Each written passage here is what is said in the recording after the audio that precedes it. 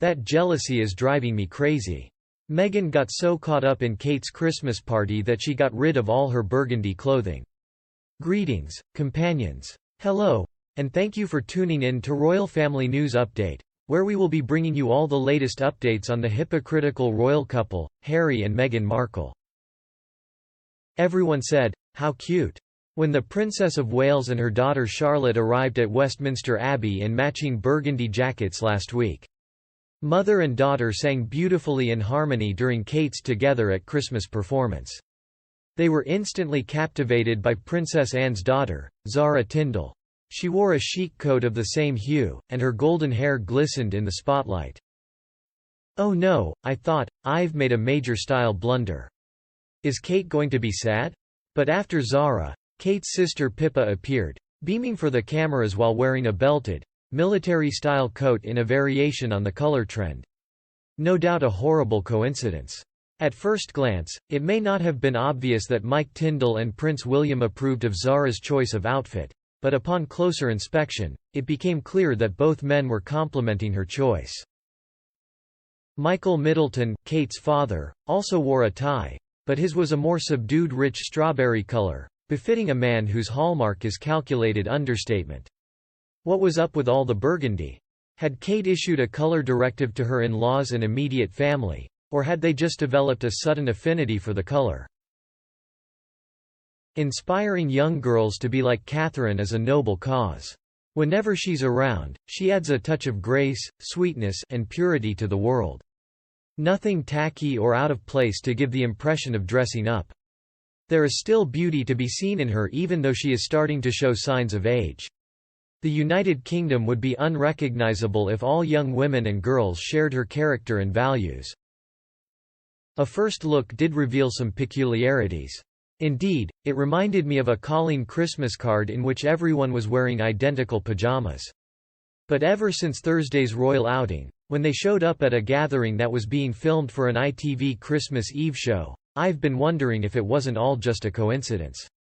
That what we were witnessing was the royal family's distant, unspoken response to the Duke and Duchess of Sussex's racist criticism of the royal family. I seriously doubt any member of the royal family would waste their time or resources on such a bizarre and oblique message to someone so relatively unimportant. My preferred theory is that the family decided it would be festive and photogenic if everyone attending the event wore the same color. I don't think the royals are paying attention to that awful American, so there's no reason to. No matter how stylish Meghan is, every family knows that success is a team effort. She definitely wouldn't go through with it like that. These two will be forgotten in 1,000 years, while the royal family lives on.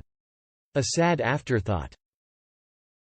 Allow me to elaborate. On the same day, the third, fourth, and fifth parts of Harry and Meghan's Netflix Winefest dropped, and the content was much more distressing than what had come before. Whether on purpose or not, Harry portrayed the late Queen, his grandmother, as a puppet controlled by courtiers and advisors. Moreover, Harry stated that his brother had bullied him and that their father, Charles, had lied to them. The Duke of Sussex has previously stated that Prince William did not marry Kate out of love for her, but rather because she fit the royal pattern, in contrast to his own wedding. This outburst was a reaction to what he had just said. The royal couple had every reason to feel cruelly betrayed by the brother or sister who had been so close to them in the past. The official response from the firm is to keep quiet, keep their cool, and keep doing their jobs. But I do like to think that some of the members, especially the women, decided to fight back. Maybe the key to understanding their strategy is hidden in Meghan's seemingly inconsequential remark in the documentary about how the restrictions of royal life affected her clothing choices. She admitted that during her time in the UK, she wore mostly neutral colours. What you said had a lot of thought put into it. In my opinion, you should never attend a group event dressed in the same colour as Her Majesty. Contrarily, you should never sport the same color as a senior family member. Unfortunately for you, Meghan, it seems that certain members of the royal family missed that particular memo. On the other hand, there's more. So I pondered, what color do they almost certainly never wear? Camel? Beige? White? So, to avoid standing out too much, I wore mostly dark colors. Actually, I am not here to make any kind of proclamation. So, I can rule out any alternate reality in which I joined this family as a newcomer and actively avoided making an effort to blend in. I'd rather not bring shame upon the household by discussing this. I wonder what Camilla, the Queen Consort, wore that night.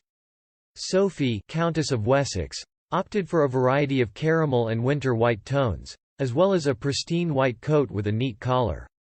Then, was this the guys-in-the-know approved demonstration of sisterly solidarity that Kate needed on her special night after the abuse she and William endured at the hands of Harry and Meghan? I'd like to think that's true.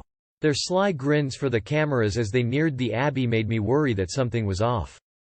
Burgundy has been chosen as the official color of the year 2023 by the Authority on Fashion Color, Pantone. It's been called brazen, witty, and welcoming to all. There could not be a better message to fire back at the Californian assault. I believe the Burgundy Fest we witnessed was a carefully orchestrated show of support by ladies who adore and support the institution the Sussexes so abhor. Give Harry and Meghan a big raspberry, to use a less polite expression. One onlooker remarked, "As a native of Boston, I find great pride in the fact that the heir to the oldest monarchy in history, a descendant of Elizabeth I, recently visited our fair city. William, Prince of Wales, and his stunning wife, Princess Kate of Wales, are doing their best to help the environment. They're working to prevent oil from entering our waterways and prevent plastic from entering our oceans." But Harry is only interested in discussing himself. It's a happy ending for everyone involved that Princess Kate and Prince William tied the knot. Her grandparents were Northern England coal miners who struggled to make ends meet. We Americans really appreciate the British coming to our aid after 9/11. In the fight against terrorism, we have lost more troops on your side than those of any of our other allies combined. Do you believe Kate sent unconfirmed Christmas party messages to Meghan? Leave a comment and tell us what you think. We sincerely hope you learned something from this video.